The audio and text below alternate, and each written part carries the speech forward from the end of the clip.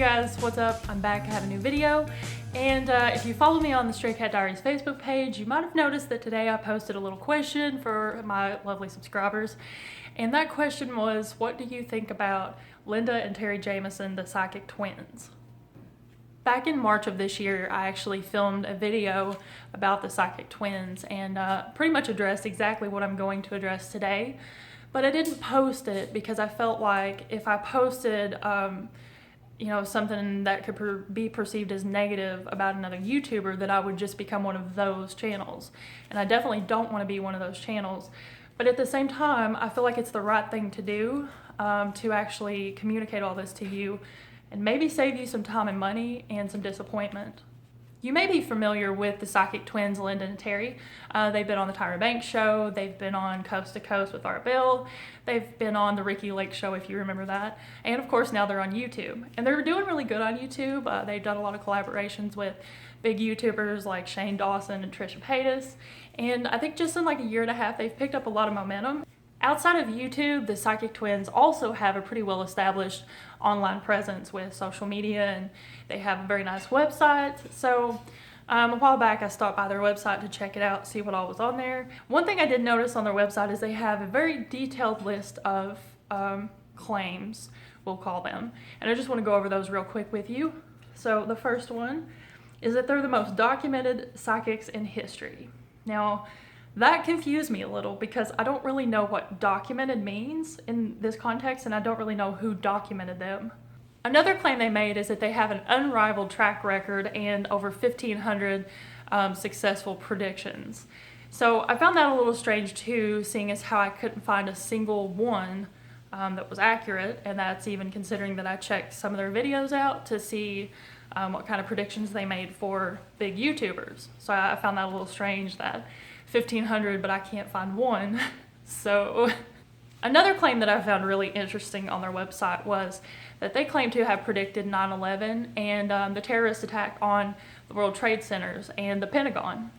The psychic twins also claim to have 25 years of professional psychic experience, although I can't say that I know what professional psychic experience means, considering that any sort of mysticism or supernatural anything is a pseudoscience, and therefore, is it really possible to be a professional in a field that kind of doesn't exist? They claim to have solved multiple murders, retrieved or located multiple missing persons, and I couldn't really find any information on that either. Another claim was that they were able to assist the police in locating their own stalker, which if you could find your own stalker, then would you really have a stalker for any length of time? I don't know. Does that make sense to anyone but me?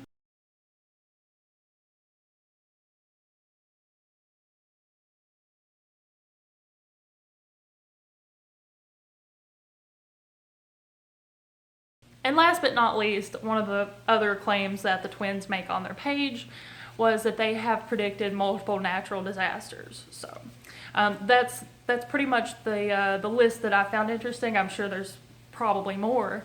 Now another thing is that I took a look at their videos and collaboration videos they have done with other YouTubers, and they don't seem very shy about dishing out information to those people either.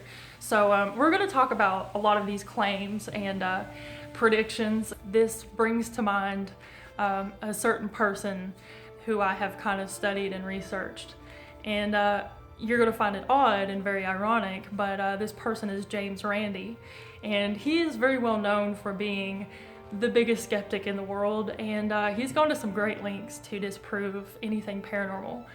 So why would I kind of reference him, you're probably wondering? There's a difference in not believing in the supernatural world and just not believing in taking advantage of it. There's a big difference there, at least to me, maybe to some of you.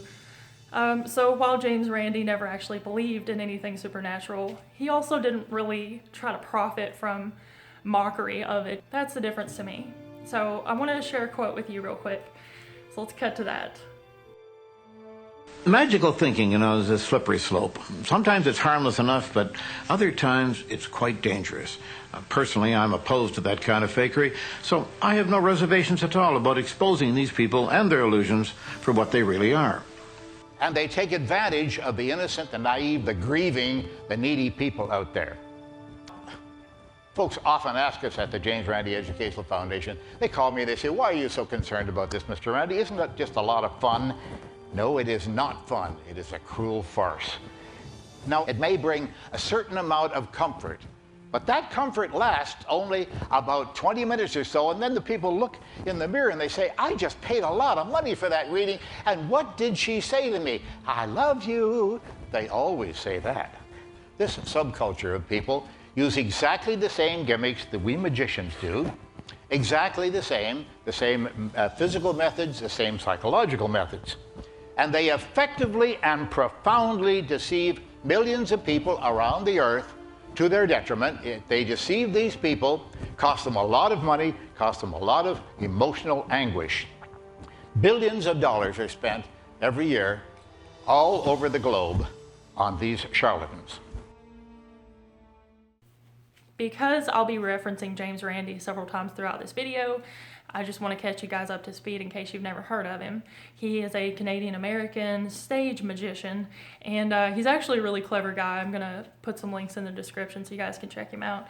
But, of course, he is a notorious skeptic. He was so skeptical that he went to great lengths to disprove a lot of paranormal-related things, specifically psychics, and anyone claiming to have psychic or supernatural mental abilities. So you think like maybe telekinesis or telepathy, something like that. Now, James Randi did something that was really cool, and there were a lot of attempts, but a lot of failure, and that was the $1 Million Psychic Challenge. Now, the Psychic Challenge was basically, they had a certain criteria for testing, and anyone who wanted to could apply and take this test. Of course, if you did prove that you had some sort of ability, you would win $1 million. And this started all the way in 1964. So can you imagine like $1 million in 1964? That's a lot of money. But unfortunately, no one ever actually passed the test. My brain always goes back to that when I'm thinking of psychics, because, we have really famous psychics on TV at almost any given time. Maybe not so much now, but we used to. And I always think of like Sylvia Browne and John Edwards. And I always wondered, why don't they take the test? Like, who doesn't want that $1 million? Take the test. If you're psychic, you can pass it. But I guess they weren't psychic enough, so. Another thing that I think was really cool, that was just a test performed by James Randi when he would go around and give speeches at colleges. And I actually thought about inserting it here, but copyright stuff, and I want to keep this video relatively short. So I'll just tell you what it's about. This video is on YouTube. I can link it for you down below if you're interested in watching it. It's a documentary. And in one part of the documentary, James Randi is speaking at a college, and he has a stack of papers. He passes them out to like the 30-some students or however many's in there. And he says, these are horoscopes, and each one is specifically for a certain person. So you all have different horoscope. Everybody reads their horoscope, and then after they're done reading, he says, so on a scale of 1 to 5, who would give this horoscope a 1 for accuracy? And some people raised their hand, so he did like 2, 3, 4. When he got to 5, this is the interesting part, when he got to 5, most people raised their hand, like almost the whole class. Of course, there were a few 2s and 3s and 4s, but most people agreed, this is accurate, this describes me. Then after he has everybody kind of, assign a rating to this particular horoscope, he says, okay, now everybody pass your paper backward to the person behind you. So everybody, passes their paper, and they're all thinking they had different horoscopes. So they get their papers, they're reading this horoscope, and a lot of them are like, huh? And one girl raised her hand, she's like, this is the same horoscope.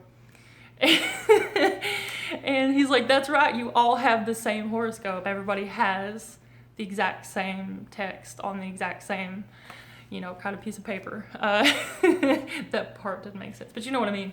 So yeah, he gave everybody the same thing and implied to them that it was different and specific for them.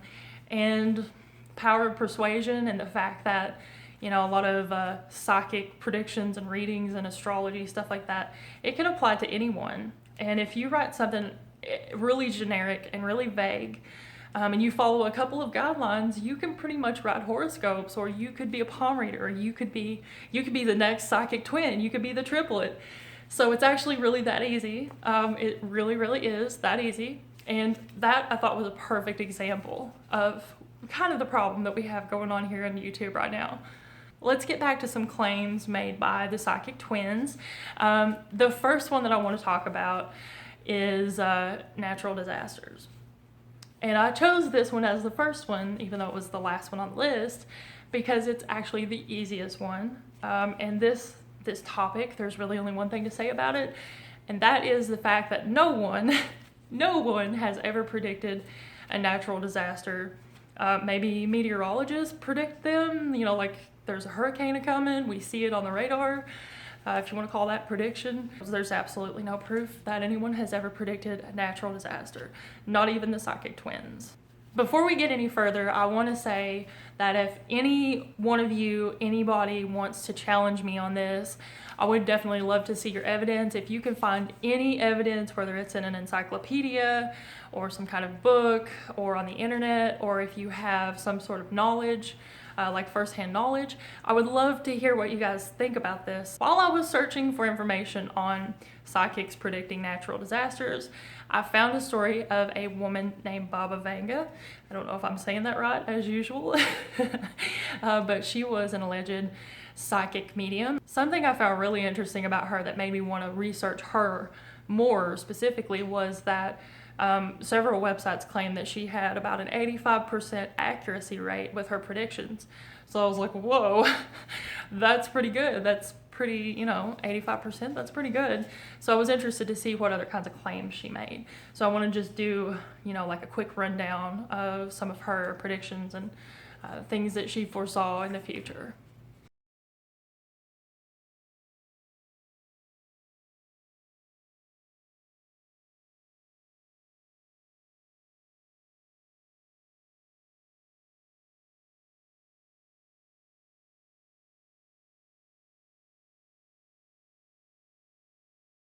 So as it turns out, Baba Vanga actually predicted 9/11 all the way back in 1989, and that's about 10 years before the Coast to Coast show where the psychic twins claimed that they revealed information about 9/11, the Twin Towers, and the Pentagon. But then again, Baba Vanga also said that Barack Obama would be the very last American president, and we know that's not true. So one of Linda and Terry's biggest claim to fame predictions was that they allegedly predicted 9/11 on Coast to Coast with Art Bell. Their actual wording was as follows, and I'll read it to you. I have notes here. We are seeing terrorist attacks on the federal government. And then she said, excuse me, federal buildings. She did go on to say the World Trade Center, but she did not mention the Pentagon. And at this point, if I'm not mistaken, I think that they do claim to have been spot on and that they did actually explicitly mention the Pentagon, but they didn't. That's not true. One of the first things that I find very wrong with that claim and the pride they take in that accuracy is that the World Trade Center was almost always on a red alert. And in that time period, there had been attacks, there had been attempts, there had been threats, there had been a lot of activity.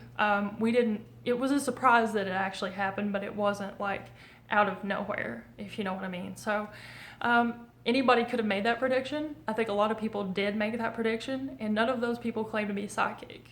Now, if you don't believe that, another thing that you could take into consideration is that the World Trade Centers were built with a special concept in mind with the design, which was that it would be able to withstand a terrorist attack or an airplane. It actually was built with a specific make of steel that would prevent it from fully collapsing should there be some sort of collision. This is the part of the video where we get a tad little bit more serious. And this claim from their website is that they have solved multiple murder cases and they have been able to locate missing persons. Well, this again is a very easy claim to address because it's absolutely not true at all in any way. In the history of humankind on Earth, Not one time in any country, anywhere, has there ever been a case of any kind solved by psychics. Not murders, not missing persons, not carjackings, not burglaries, not even iPhone theft. So this is just simply not true. There's a couple interesting cases of this alleged, psychic solving crime whole thing that I wanted to bring up. This is a really good example of why psychics don't solve crimes of any kind. This particular psychic in New Jersey went to the police and told them that the spirits had told her to tell them that the body of the missing little boy in that town was buried in a ditch on the side of the road. So the police spent a whole day digging and digging and digging for no reason, and they found absolutely nothing. She wasted a whole day's worth of resources. If there was a such thing as a psychic solving a murder case, or any sort of anything big or anything small, why are there so many cold cases across the country? Why, if psychics were able to do this, why wouldn't they just volunteer all their time at their local police department and bring criminals to justice? Throughout a handful of videos that I watched on the Psychic Twins YouTube channel, it was blatantly obvious that they had done their homework online before they did their reading, their so-called reading. The only facts that they expressed were things that everybody else knew, and then the only predictions that they made were things that really couldn't be confirmed or denied by anybody but them. It is not uncommon whatsoever for psychics to employ some dirty tactics when it comes to gaining notoriety, fame, fortune, or even any sort of small positive attention. And they have been known many times to, exaggerate success, which may sound familiar, make claims that aren't necessarily true at all, or just completely fabricate a story just to make themselves look better. They've also been known to impersonate police officers in order to gain information from, local people or anyone involved in a case. They have been known to bribe police officers for full disclosure of information. And that's something that I noticed with the Psychic Twins, is they make an awful lot of claims, but they don't really have anything to back those claims up. And there's no proof of any of the successes that they have allegedly had. Outside of flat out lying about anything and everything, psychics usually tend to use a little technique called retrofitting. Retrofitting is pretty simple. I'll give you an example real quick. If you know who Sylvia Browne is, I used to follow Sylvia Browne a lot. I was a big fan. I never really knew exactly where I stood with her because she said Bigfoot wasn't real, and I'm pretty sure Bigfoot probably is real. So that kind of made me a little leery of her, but in all seriousness, she was on the Montel Williams show one day, as she usually was every Wednesday. And a woman in the audience had a question. She's asking something about her dead husband and something about how he died. And Sylvia responds with, I'm seeing water. I'm seeing water in the lungs. It was really hard for him to breathe. He was drowning. And then the best part, this woman's like, my husband died in a fire. He was a firefighter. And then Sylvia's like, yeah, he was smothering. He couldn't breathe because of, the smoke from the fire. Yeah, and then Montel jumps in. He's like, oh, that's why she said water, is because the lungs. So they're both yelling and, motioning to their lungs. Oh, he couldn't breathe. Water, fire, it's all the same. So that's a perfect textbook example of retrofitting. And if you notice, the Psychic Twins are terrible for retrofitting. They are absolutely the worst for retrofitting. And what psychic isn't really? Let's be honest, most of them, they cast their fishing line. If they don't get anything back, they have to, oh, that's what I meant. If there is a such thing as a real psychic, which I'm still not really sure how I feel about psychics as a whole, but cold reading is the go-to tactic, and more often than not, that's what you're getting when you talk to a psychic, is cold reading. Cold reading is actually very, very simple. In fact, I can cold read you, anybody, pretty much in 5 minutes. I could cold read the shit out of you, and you would honestly think that I am a psychic, a very talented, gifted psychic. when in fact I'm actually just paying attention to details. So a lot of times cold reading could go something like, I'm sensing that someone in your family had a cat, someone who passed. Who was the woman with a cat? Most people of a certain age group may have an older female relative who passed away and also owned a cat. You know why? Because that's a very common scenario. It's a very generic. There's nothing unique about that situation. So most people will have, you know, that'll fit them in some way. And if it doesn't fit, then they can say, oh, well, my grandma had 2 dogs, and then they can retrofit. The psychic retrofits and says, oh, yeah, dogs. I was just seeing like a small house pet, just some kind of pet. Yeah, I thought it was a cat, it was a dog. Similar to cold reading, there are 2 other reading terms. One is warm reading and one is hot reading. Now, warm reading is pretty much the same as a cold reading, but sometimes I feel like that's when the psychic has a little bit more information on you, so they're able to just make general assumptions about you as a person or your lifestyle. Hot reading, and you won't hear a lot of people use warm and hot reading. You hear cold reading a lot, but you don't hear these other 2. But you should, because hot reading actually means that the psychic did their homework on you, as I stated before.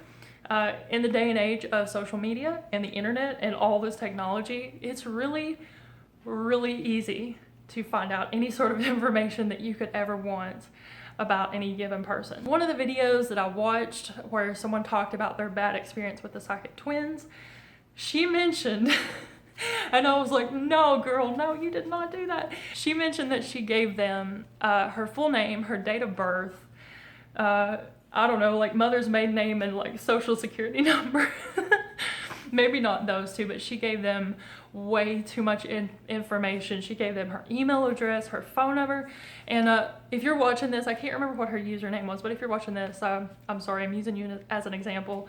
But it's a perfect example because when you give out these kinds of details about yourself, you're making it so easy. So hot reading, while it's not a very common term, it actually is a very, very important thing to know. This term, I think I coined a name for it all by myself. Maybe I didn't, I'm not sure.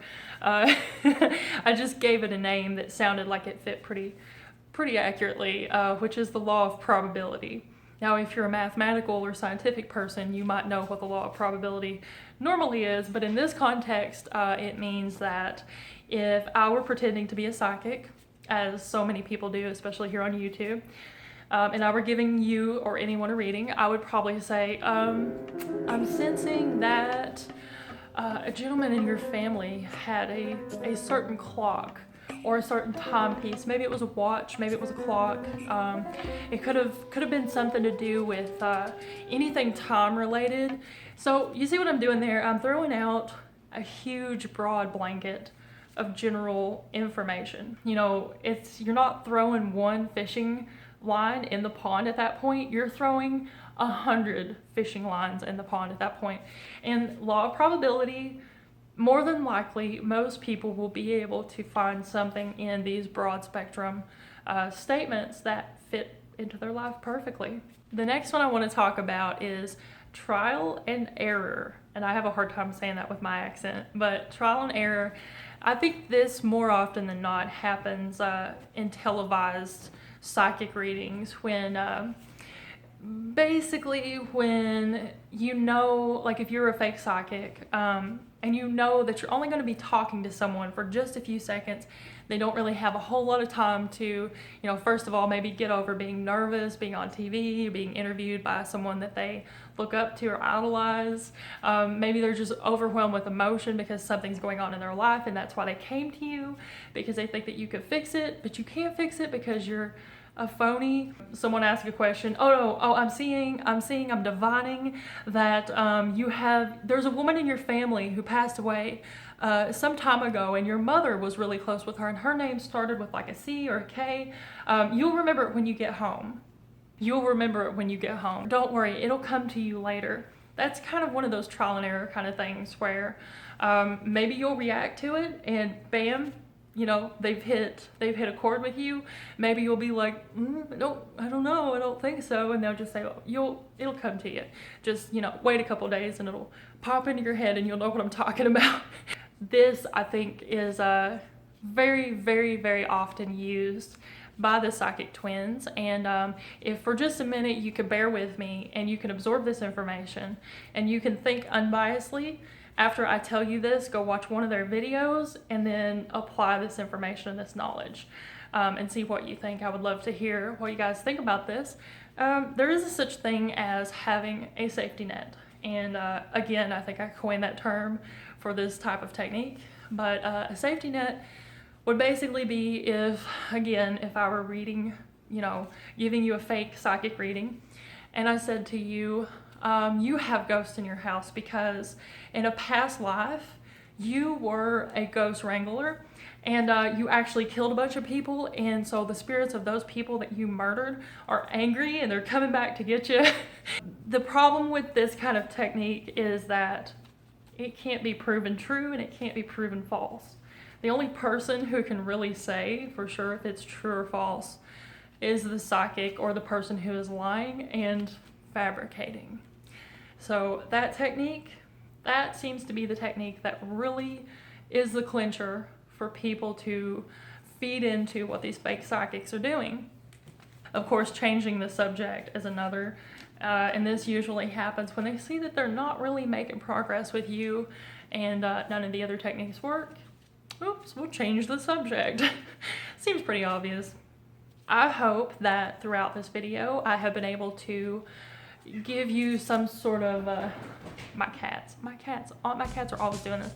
I hope that I have helped at least a few people, and I hope that in the future maybe someone who might have considered paying hundreds of dollars for someone to lie to them and manipulate them and use their feelings as a way to get rich and famous. Maybe someone will see this and they'll know better. Maybe someone will see my video and say, I never thought of all of that way. I never thought of this, I never thought of that. Think logically, think critically, in anything and everything you do. Don't ever just take anything for face value. It doesn't matter if it's psychics or if it's politics. It doesn't matter what it is, or if it's buying a loaf of bread at the store. Think as much as you possibly can. And guys, that concludes my video, and I hope that you learned something from it. Most importantly, more important than anything else, I hope that you learned something from it. So I'll be back next week. I'll see you guys later. I don't care. Strut right by with my tail in the air. Straight